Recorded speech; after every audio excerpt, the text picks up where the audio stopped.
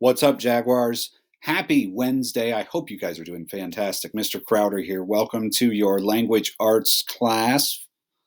Today we're going to talk about introductions. How to write an introduction. So guys, there's really a couple ways you could go about it.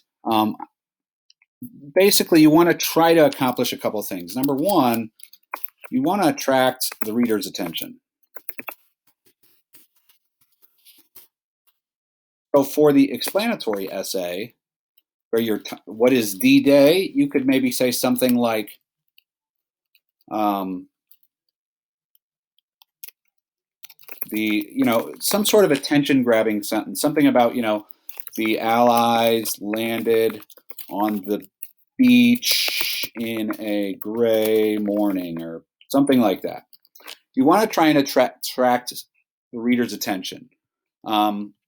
Or you could start with a statistic, where you could say, 400,000 troops landed in France in June of 1944.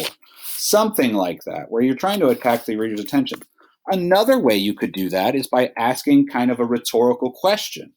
So a rhetorical question is a question you ask where you don't necessarily want the other person to answer. So you could say, do you know what D-Day is? That's a pretty good question. Or you could say, have you heard of Anne Frank? Those are a couple different ways that you could do that to attract the reader's attention. The other thing that you really want to do is you want to make sure that you state your topic. You got to write about what you are writing about. So say, for example, for the relating COVID to Anne Frank, you could say something like, I have been in isolation since March, and it reminded me of Anne Frank and her family. Something like that, where you're basically telling the reader what you're going to talk about for your introduction. Now, the last thing you need to include in your introduction, and this is for the essay portion mainly, but you will do it for the others, is state your thesis. And we will talk more about theses.